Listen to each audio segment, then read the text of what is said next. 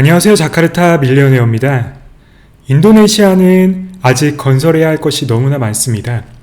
주택, 빌딩, 항만, 철도, 고속도로 등등 수많은 건설이 필요한 신흥국이기 때문이죠. 2020년 인도네시아 건설이 차지하는 비중을 보면 총 GDP의 10%는 건설로 구성되고 있습니다. 인도네시아 정부에서 인프라 관련 예산 금액도 점점 증가하고 있고요. 인도네시아 2020-2025 경제 중기 개발에 따르면 6천조 루피아가 넘는 투자가 필요하다고 합니다. 따라서 인도네시아의 건설업은 2024년까지 평균 6% 이상의 성장이 기대되는 것이지요. 이렇게 꾸준한 성장이 기대되는 인도네시아 건설주를 소개해드리겠습니다.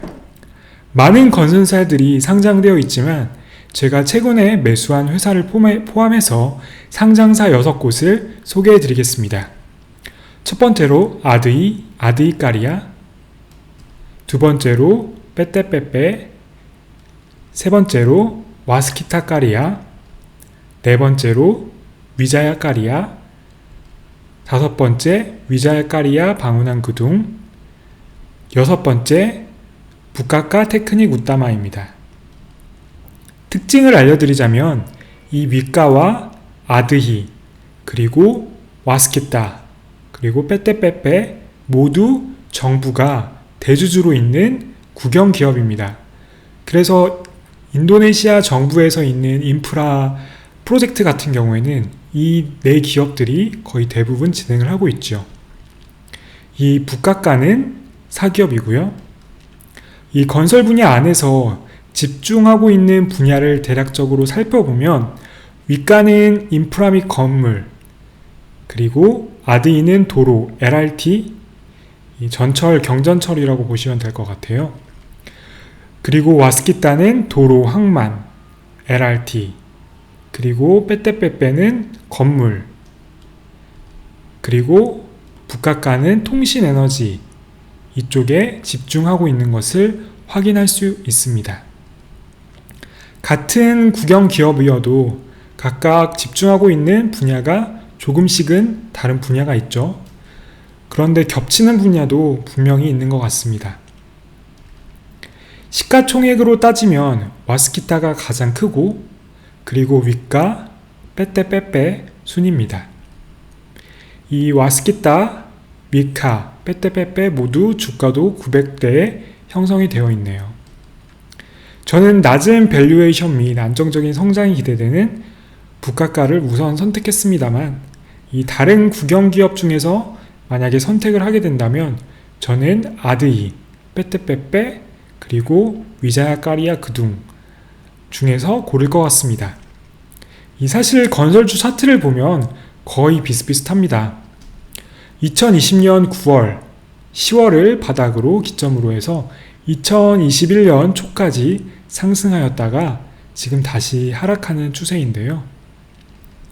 꼼꼼히 비교해 보시고 이 산업 분야, 각각의 산업이 조금씩 다르기 때문에 어떤 분야를 집중하고 있는지, 그리고 밸류에이션이 어떻게 되는지, 또 부채 비율은 어떻게 되는지, 안전한지 잘 고려하셔서 선택하신다면 다시 건설주 랠리가 왔을 때 좋은 수익을 올릴 수 있을 걸로 기대합니다. 근데 이 건설주는 사실 펀더멘탈도 중요하지만 이 수급에 의해서 더 움직이는 모습도 보이는 것 같으니 이제 긴밀하게 대응이 가능하신 분이라면 펀더멘탈보다는 수급이 붙는 종목을 선택하셔도 좋을 것 같네요. 하지만 마음이 편하려면 펀더멘털이 좋고 밸류에이션이 좀 저렴한 데를 이제 투자를 하면 마음이 좀 더 편한 투자를 할 수 있겠죠. 이 국영 건설사들은 다음에 제가 매수할 기회가 있을 때 좀 더 자세히 회사의 프로젝트나 회사의 펀더멘탈이나 자세히 말씀드리고, 이번에 제가 매수한 이제 부카카 테크닉 우타마에 대해서 자세히 설명드려 보겠습니다. 이 부카카는 제가 지난주에 첫 매수를 시작을 했는데요. 이 첫 번째로 부카카의 건설 분야가 마음에 들었습니다. 이 스틸타워, 이 송전탑이라고 하죠. 그리고 통신탑 건설이 주 매출원입니다. 전기와 통신은 우리가 살아가면서 필수죠. 그래서 이거를 만드는 이 통신탑들을, 송전탑, 통신탑들을 만드는 건데요. 이 주 거래처로는 전력공사, 그리고 통신회사들이 있습니다.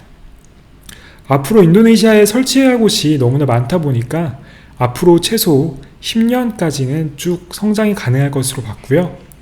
또 아직 전체 매출의 10%도 되지 않지만 이런 공항에서 볼 수 있는 이런 보딩 다리 건설 부분, 앞으로 꾸준하게 성장할 것으로 보았습니다.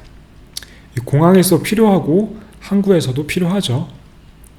또 건설용 플랜트 등 이 매출의 10%도 안 되지만 꾸준하게 매출이 증가하고 있는 부분도 긍정적으로 보았습니다. 손익을 보면 2016년부터 꾸준하게 성장한 것을 볼 수 있는데요. 2016년 대비 2019년은 3배 이상 증가하였습니다. 코로나로 2019년부터 2020년까지 매출 상승 추세가 좀 꺾이긴 하였지만 이 시간이 지나면서 2019년 이상의 매출로 회복할 수 있을 것으로 저는 기대를 하고 있습니다. 부채 비율도 그렇게 높지가 않습니다. 지금 보시면 총 부채가 자본보다 더 낮죠. 그래서 부채 비율이 100% 미만으로 유지되고 있습니다. 또 현금 흐름도 괜찮은데요. 이 순영업 현금 흐름이 계속 유지되는 모습을 보이고 있습니다. 기말 현금도 이제 충분히 있죠. 2020년 연간 보고서를 보면 이 북카카에서 2021년 목표를 적어 놓았는데요. 2020년이 실제로 4,100 루피아 정도 단기 순이익이 났다면 2020년에는 약 6,294억 루피아 정도 단기 순이익이 증가할 것으로 2020년보다는 좀 더 좋은 실적을 기대해 볼 수 있을 것 같습니다. 다음은 주가 흐름입니다.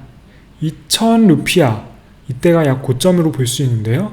고점 2,000 루피아 대에서 현재 955 루피아로 고점 대비 절반 이상 하락하였다가 현재 바닥을 다지는 중입니다.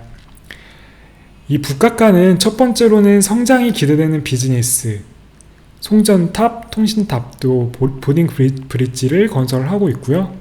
그 다음에 저평가, 현재 주가 수익률을 6배 정도, PBR 0.8배 수준을 고려하였을 때 2-3년 내에 기대 수익률 50% 이상, 1,500 루피아 이상으로 상승을 기대하고 매수를 하였습니다.